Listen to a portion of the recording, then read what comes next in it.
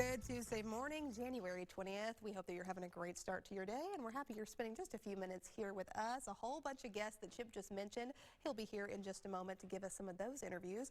But starting things off this morning, I get to spend a few minutes with REgena Young from Erlanger, and you get to tell me all about specifically trauma services. We've had a few conversations about that, but specifically today we're talking about winter-fall prevention. So thank you for making the time to be here, REgena. Well, thank you for having us. Yes, falls are definitely an increased risk when it comes to winter time. We tend to see more of those, especially around seniors in the home. Why do you think that that is? Well, it's a combination of things. One, the cold, of course. When we have snow and ice, your outside tends to be slippery. You don't necessarily clear off those stairs or clear off those walkways as well. Folks may not be wearing the proper footwear. They may be dressed bulkier to stay warm, which can impede their ability to move safely. So those are some of the top reasons we see falls this time of year. That's something that instantly came to mind for me, is that we're going to maybe be seeing a wintry mix down the line in our forecast, and as it gets colder and colder these months, something to keep in mind for people of all ages. If you are risk prone, you probably are already keeping that in mind, but even for people of younger ages, and you think you're happy, healthy, and like, oh, you can end up hurting yourself very seriously. Absolutely. Tell me how we can get in touch with you guys for learning more about why falls increase and if people need trauma services. Yes, definitely. We have our website, our injury prevention website, which has a link to our fall prevention classes, because we do take fall prevention very seriously. We have some classes coming up in March that folks can register for. We're going to be at the Carver Center, and they can go to erlanger.org/injury prevention and register for those.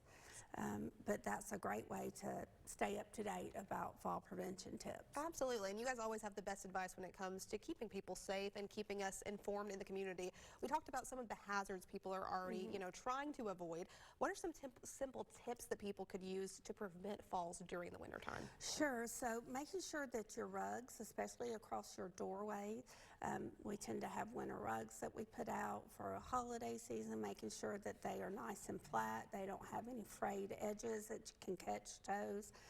When you're walking outside, you want to make sure that you have your steps and walkways salted and clear of any ice or snow, and even slippery spots that may occur.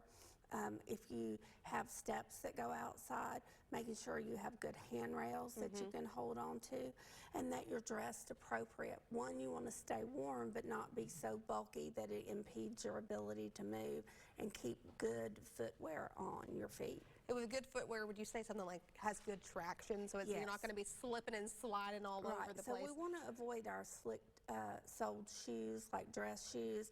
Keep something on that's got some type of grip to it.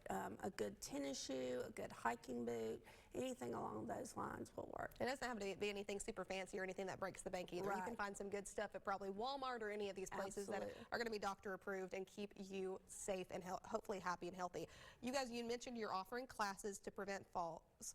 Tell me about Tai Chi for people who might have never heard of that. What is that? So Tai Chi was originally created as a defense mechanism, but it's been adapted into our fall prevention and arthritis class, where it's really slow moving. We don't do any crazy deep knee bends, so it's really appropriate for folks that maybe don't have a lot of activity in their life, but they can still stand, and they want to improve their balance, strength, and flexibility. That's amazing. It's a great class, and we focus on folks, 50 and up. 50 and up. So if people are going to be interested in about that, and also if someone does fall during the wintertime, what should they do? Obviously come to you guys, I want to say that, but if they want to learn about the classes, and obviously when it comes to a trauma service setting, how would they get in touch with you guys and get the care? So you're more than welcome to reach out to me on my email, which is regena.young@erlanger.org. Again, you can use that website, erlanger.org/injury prevention, for tips. And then I believe the phone number is on there. That is my direct line. They can reach out to me. I'm happy to help.